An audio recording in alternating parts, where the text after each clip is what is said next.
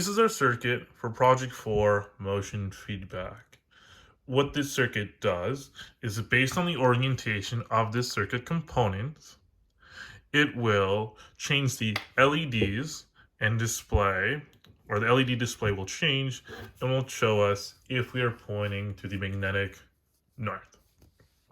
Of course, that does depend on our surroundings, so there could be magnetic interferences, but in general, we can calculate it such that it points us to magnetic north. So our circuit is the following.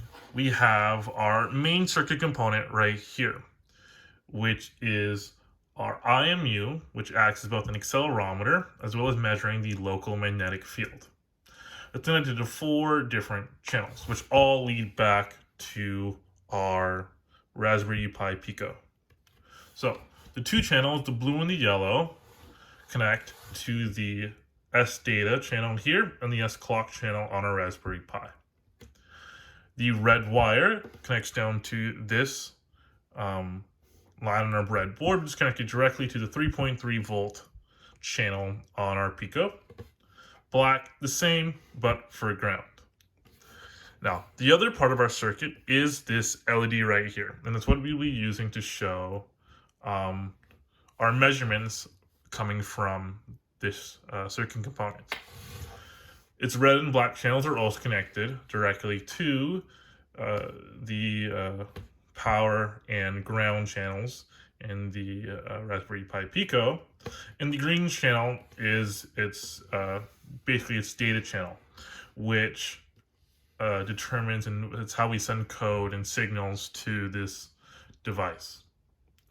Right now, we have the device basically in off mode. We just have a pretty color in the meantime to signify that it's off. If we want to change this, we can just go to our code right here, and we have our 2 options for feedback. We have the turn feedback and the tilt feedback. Let's start with the turn feedback. True. And what this will do is, now that we have it on, we can see that our LED has changed colors.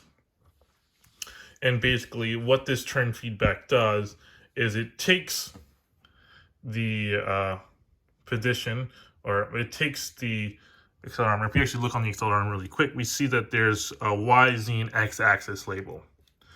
What the turn feedback does is it tries to make it so that the Y vector, or right here, is pointing in the direction of the magnetic field, basically.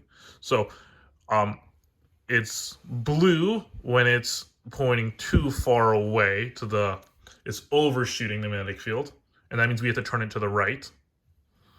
Right here, we turn it to the right, and then we see, and it's green when it's pointing in the direction of the magnetic field. A little bit finicky.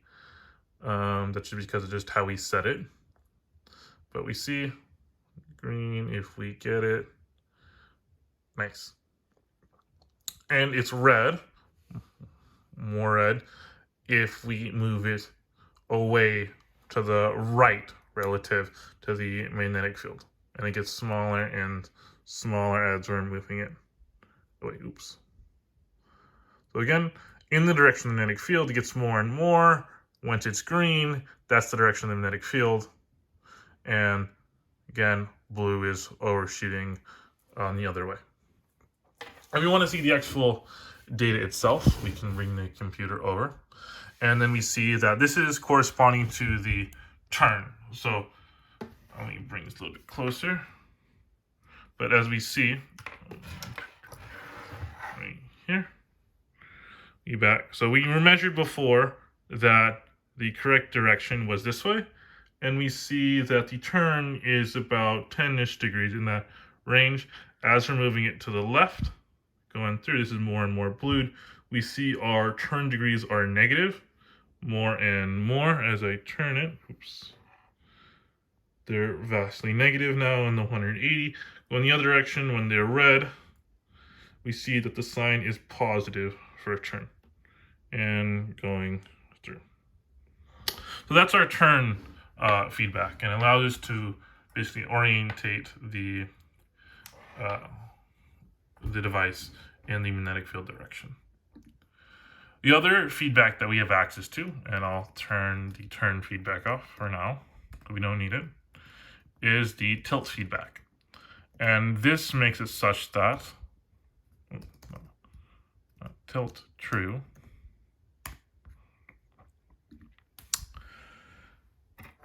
This is determining whether or not our accelerometer is level.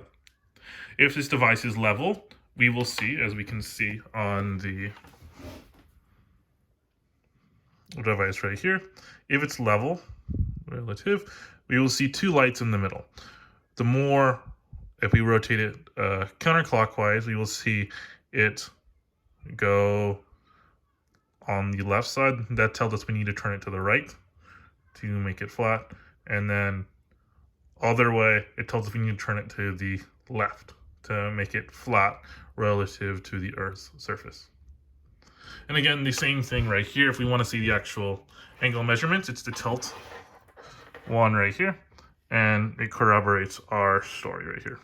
So when it's basically flat, we see in a very small range. Turning it to the left means we have very positive degrees, telling us we need to turn it to the right. And then other way, we get negative degrees. Now, of course, these things we've implemented such that we can do it at the exact same time, which tells us both the direction of the magnetic field and also if our device is level. So we turn on both. We have the serial if you want to look at it, but it's mainly just the LED show over here. So if we remember from before that the green with the direction of the magnetic field, and then the whites is if it is flat. Right here, little finicky, there we go. Right here, there we go. In the perfect direction, and then going through here, down, around, and we just see it's changing based on our direction.